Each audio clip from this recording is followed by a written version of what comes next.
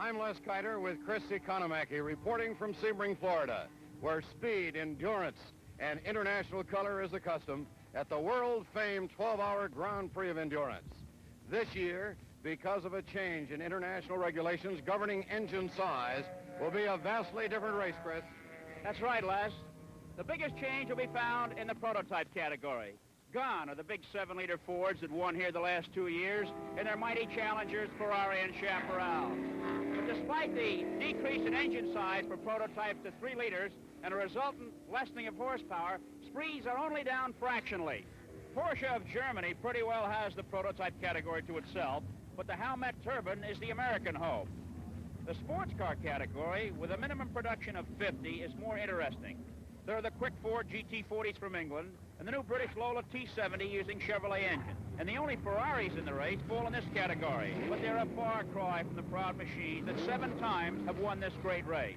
Then there are the Grand Tours, the only cars permitted to use any size engine. A potent and interesting first-time addition to the 12 Hours are the Trans-American cars, Chevrolet Camaros, Ford Mustangs, American Motors Javelins, and Mercury Cougars. But despite the changes, Sebring promises to be the classic international battleground it has been for 17 years.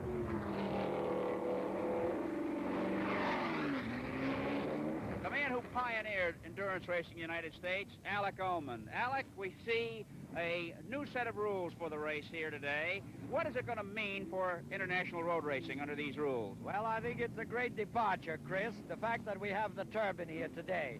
It's really, for the first time, the turbine is seriously challenging piston automobiles, and so far it's done extremely well in tests.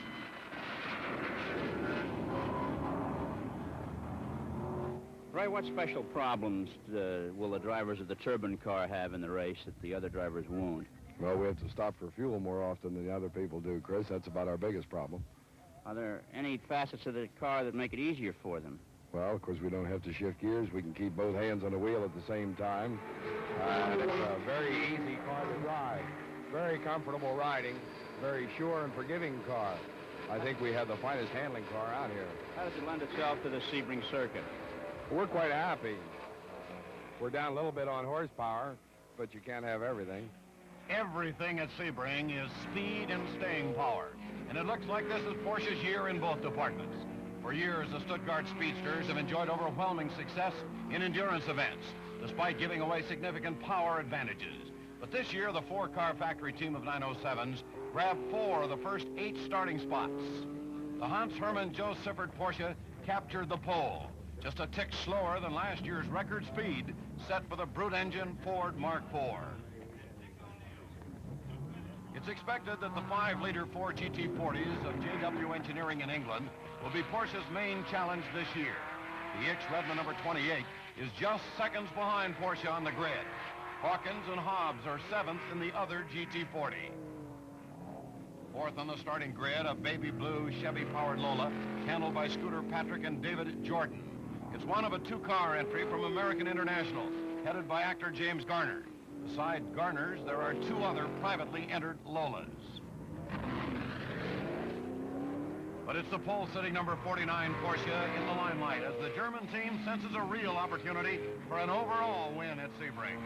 Pushka, for the first time, Porsche has qualified fastest at Sebring. You have 4 fine automobiles at your command. Yes. How will you deploy these forces in the race? Well, it much depends on what the others are doing. We are not, although we are first on the starting line, on the grid, we are not by no means much quicker than the others. It's just a question of tenth of a second, the Fords. And I'm very glad to say the turbine car is very near on our heels. So I really think that the Fords will set the pace, and we are going to follow. If you had your way, John, what kind of strategy would you like to enter a long-distance race using? I think that any long-distance race is really a question of deciding how slowly you can go. How slowly you can go and still be up there in front at the end.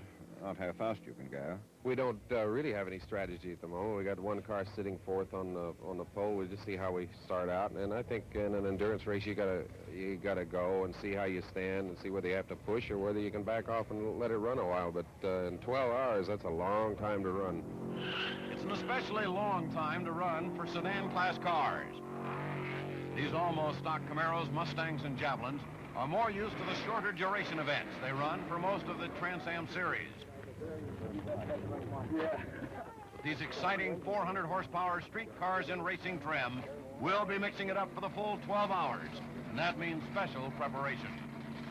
Preparation is an important part of any automobile race, but it's one of the most important parts of an endurance race. Roger Penske, whose two Camaros are strong contenders, knows about that. What did you do, Roger, back home before coming to town? Well, Chris, as you know, we have to take the complete car apart. That means chassis and all the suspension. It must go through Magnaflux and crack testing. Then our engines are completely rebuilt, brand new. We have new blocks, new heads, new valves, new springs. Everything is completely new in the engines, and they must be dyno tested for approximately 6 hours before coming down here. Then, of course, we have the test period, which we had 2 weeks ago when we came down and ran the car in for springs and shocks, so we feel we're ready for today. A two-car factory Javelin team with George Fulmer and Peter Revson will inaugurate American Motors to big-time racing using a 302 cubic inch engine. But it's really Mustang and Camaro who are at each other's throats. The factory-supported two-car Mustang, coming off a victory in the season's first race, is led by drivers Jerry Titus and Ronnie Bucknam, with former driver Lou Spencer as team manager.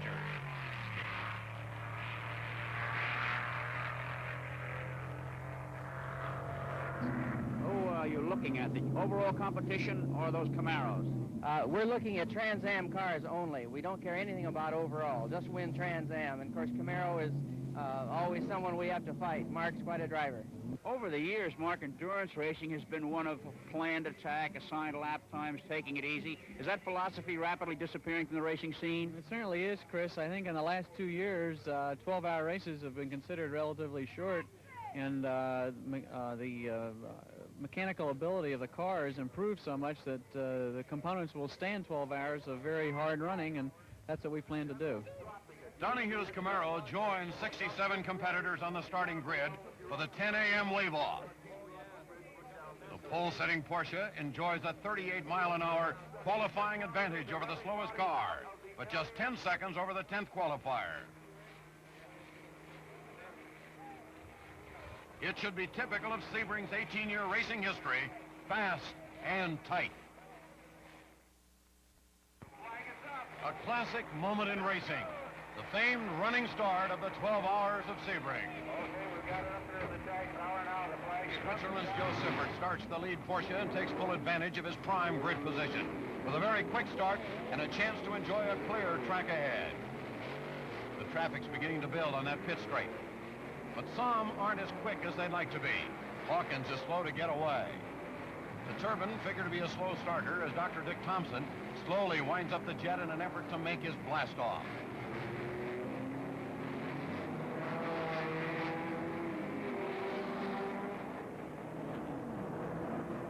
Siffert's still the only one with an unobstructed view of the track as he shows the way from the airport runways onto the tricky S-bends of the road course.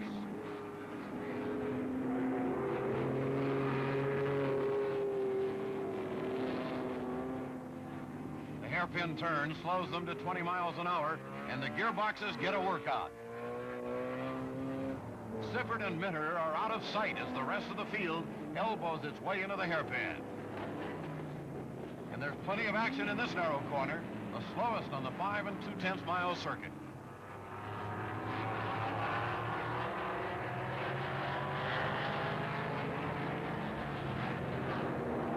Siffert's Porsche in firm command through the hard right, hard left of the Green Park chicane.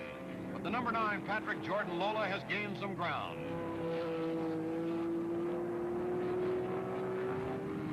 Wide open down the long back straight, Siffert's Porsche sings a merry tune with the first lap virtually in his grasp. Timers bend, last corner of lap 1, and it's Siffert all the way. Siffert and Porsche, undisputed rulers of the first lap and bent on maintaining that spot. The Porsches of Elford near past second, and Mitter Stommelen third. Not many laps along, though. Siffert begins to feel pressure from the surprisingly quick Lola Chevy of Scooter Patrick, as Patrick bests the Elford Near Pass Porsche for second. The hastily assembled Lola T70 with a 5-liter Chevy engine is very quick. And the Hamid turbine, under Dick Thompson's guidance, has made remarkable gains after starting 57 cars down while its turbine wound up. The Hawkins-Hobbs Ford GT40 is moving after its slow start. Patrick has passed Siffert for the lead. It's only half an hour into the race, and finishing is the key. An under 2-liter privately entered Porsche of Rudy Lenz goes awry in the chicane. No damage. He falls into stride behind the front-running Patrick Lola. The Scarfiati Busetta Porsche is out. Engine trouble and only a half hour elapsed. A concerned Von Honstein is now managing a 3-car team. The laps were on, but Patrick seems trouble-free and able to stay in front of Siffert. A second Porsche retired. 2 in the first hour, as the Mitter Stommelen car has engine problems too. Patrick reports to the pits for fuel and driver change, with the lead still in his possession and anxious for Dave Jordan to take over. But Siffert comes by and takes first over the pit-bound Lola. Jordan's out on the same lap with a Porsche. While these Titans battle for first overall, the Titus Mustang leads the sedan class, and the turbine has whooshed into 6th place overall. Donahue, battling back from an unplanned pit stop, momentarily visits the sandy boondocks off the S's, then charges back after the Titus Mustang. The Titus Buckner number 31 Mustang took advantage of a good start to gain the sedan class lead, but they know they can't rest on their laurels with Donahue around. The Rodriguez-Yenko Corvette tries a new route through the chicane and causes some mild consternation. But no harm done, and he'll be back in the fray shortly. Pit time for the lead Porsche. A normal stop, apparently. But the Patrick Jordan Lola is close enough to regain the lead the way they lost it. Porsche's lost 2 cars. Caution is the word. Team manager Van Honstein.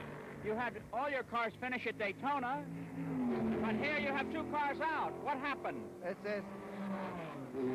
I don't want to accuse anybody, but unfortunately both cars were over-revved. If you look at the tachometers, they are both standing above 10,000 revs per minute, and that our engines don't like too much. So, Pit action in the sedan class.